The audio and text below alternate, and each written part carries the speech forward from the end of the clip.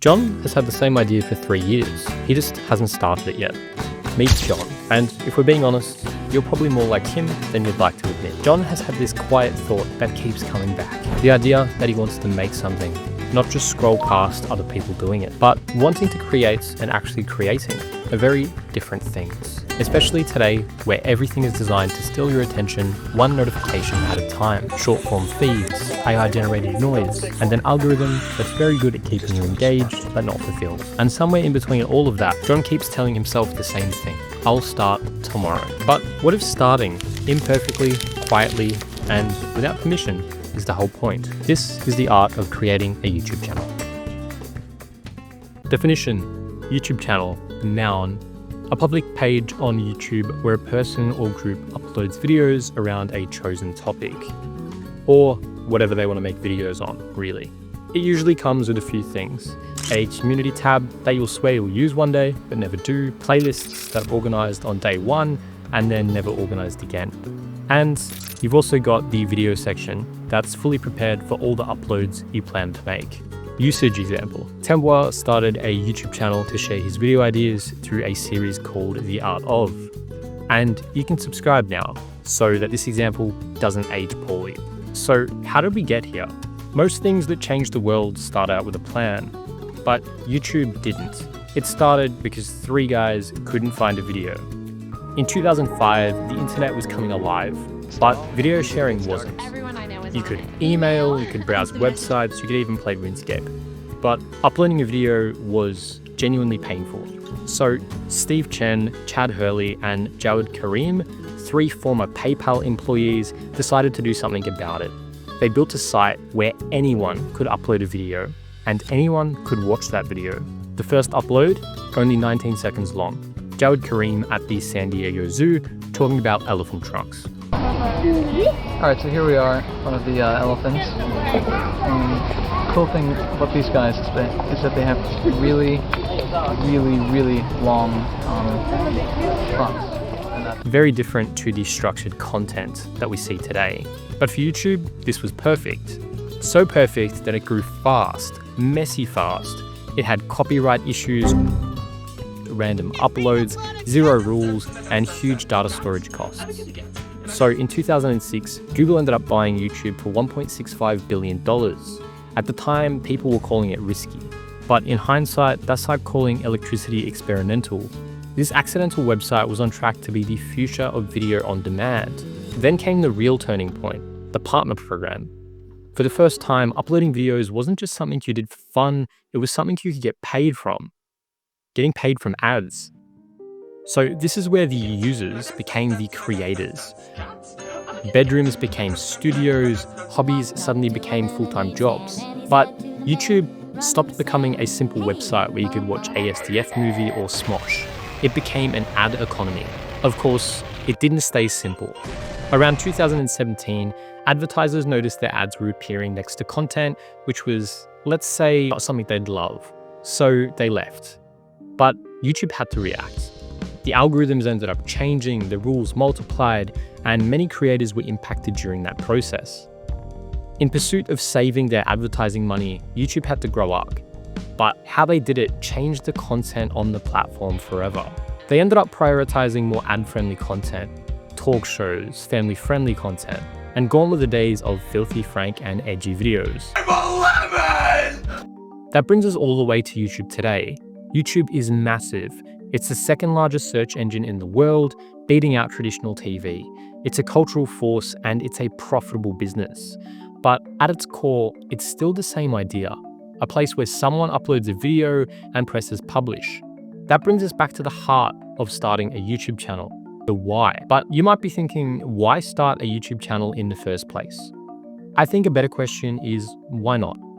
Today, more than ever, it's so easy to get caught up in consuming social media nonsense. And based on my screen time, I am right there with you. I can only consume so many AI SpongeBob videos and videos of cats dancing before my brain becomes absolute sludge. It's entertaining, sure, but when you look back at things, you're not going to remember the Instagram reel you watched on the 29th of December, 2025 at 4 p.m. Those memories disappear when you close the app. But The skills you gain by creating and the things you create are things that'll stick around for a lifetime. But that isn't the only reason. It's simply why now is a good time to start. Sharing something you care about, whether it's art, experiences, tutorials, or simply ideas, forces you to get better as a person. You learn how to explain yourself, learn how to take feedback, and slowly, without really noticing, you end up building a small community around something that actually matters to you. I know this because I've done it a few times now and failed every single time, at least by traditional standards. But every channel that I made taught me something useful, not just about content creation, but about myself. My first channel was called Kivoy. It was just about making anime music videos edited in Adobe After Effects. I managed to get to around 1,800 subscribers, but more importantly, it gave me a real appreciation for visual design, rhythm, and just editing as an art form.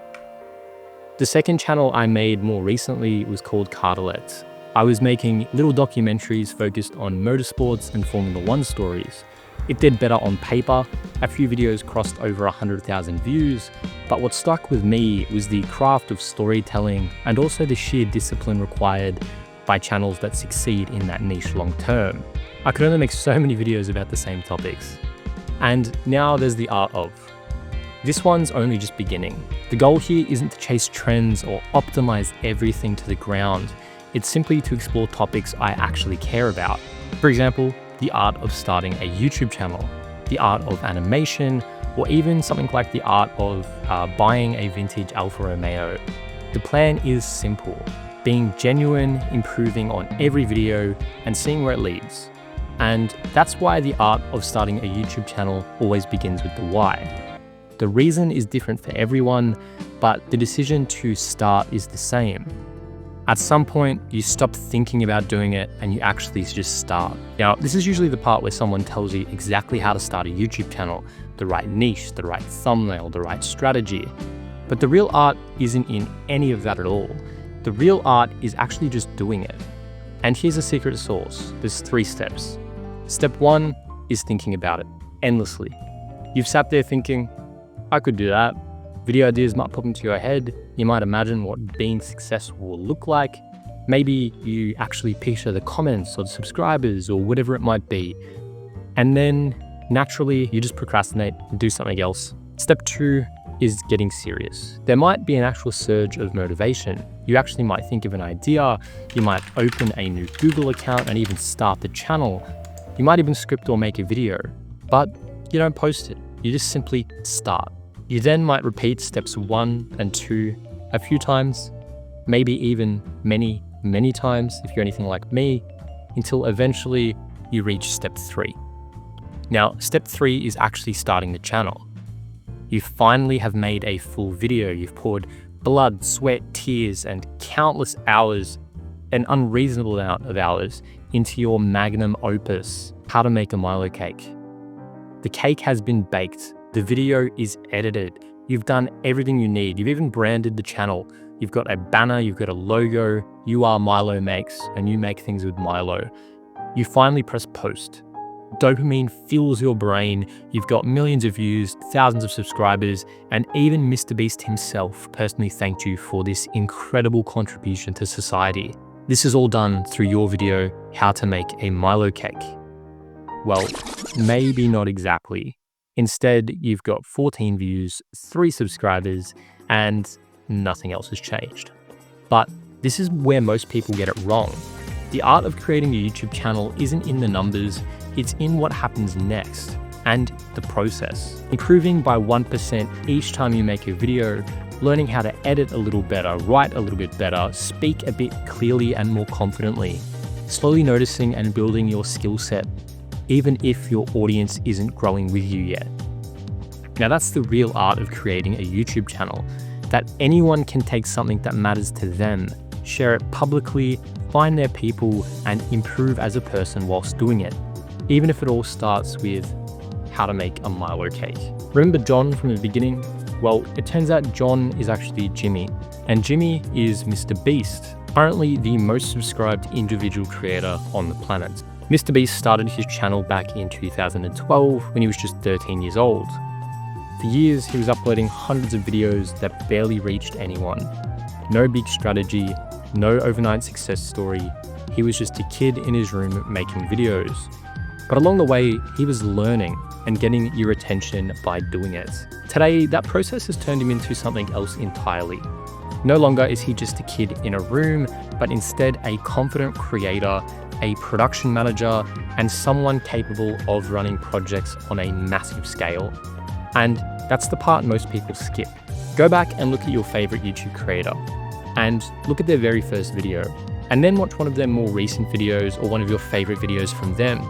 The difference there isn't talent, it's the time they spent and the willingness to start before they were ready. That's where the real art is. It's in the journey, even if you don't make it. Personally, even though I've failed time and time again, the payoff has always been there. More confidence, better writing, clearer thinking, a better understanding of who I am as an individual. And it all comes from when I try instead of when I don't. And that's been worth it every single time. If you want to see the art of something new every second week, subscribe. And thanks again for being here at the beginning, at the first video.